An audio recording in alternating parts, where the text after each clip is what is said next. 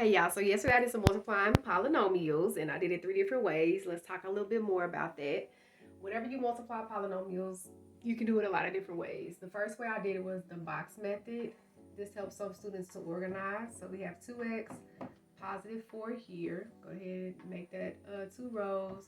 Then x, negative 6, 2 columns, okay? You can close it in if you want to. You don't have to. Whatever's touching the box and on both sides, that's what you multiply. So 2x times x would be 2x squared. So that's 2x times x. Then you have 2x times negative 6, which would be negative 12x. Then you have 4 times x, which is 4x. And then you have 4 times negative 6, which is negative 24. Okay? Your diagonals are going to be your like terms most oftentimes. And you will just combine those. So we can write it all the way out here. 2x squared minus 12x plus 4x minus 24. Sometimes I combine these before I take them out of the box.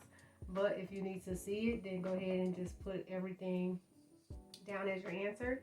And then you're going to combine your like terms, 12x and negative 12x, positive 4x minus 24. And then that would be your final answer, okay? So we call this the box method, which helps students to see it's like an array, which most of them are taught. We're definitely being taught more of that now. Length times width, rectangle, array, all that good stuff. Now we also have 2x, was it plus 4, and then x minus 6, where we did the double distributive, where we have 2x and we break it apart, okay? Positive 4 times x minus 6. So we just kind of break it apart and distribute it separately. Now I got 2x times x, 2x squared, 2x times negative 6, negative 12x, positive 4 times x is positive 4x, and then positive 4 times negative 6 is negative 24. Once again, we're going to combine like terms. You have 2x squared, negative 12, positive 4, negative 8x, and then negative 8x minus 24. Okay, so that's the second way. Then you got good old FOIL, how I learned back in the day. Okay, so you got your 2x plus 4 and then x minus 6, which is the same to me as distributive property, but you just kind of keep it all, you don't break anything apart. You do 2x times x, which is 2x squared, 2x times negative 6, negative 12x. Then you go and make sure you do the second term, 4 times x, positive 4x, and then 4 times negative 6, negative 24. Combine like terms, 2x squared minus 8x minus 24, okay?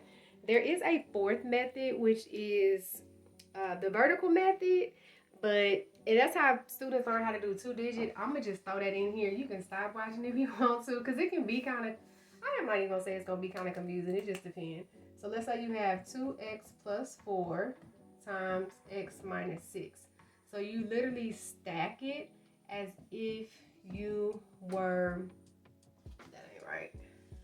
You stack it 2x plus 4 and then x minus 6. So you stack it like a regular multiplication problem, and then you're going to multiply it as if you were doing 2-digit multiplication, right? So negative 6 times 4 would be negative 24. Negative 6 times 2x would be negative 12x. I always put a placeholder and cross out what I use. X times 4 is positive 4x. X times 2x is 2x squared. You're going to add 2x squared minus 8x minus 24. I think you would have to kind of use colors. You may have to separate it, break it apart, just so it looks a little bit better whenever you do it, but that's another way. Everybody learned differently. Nobody, different styles for different things. But yeah, bye.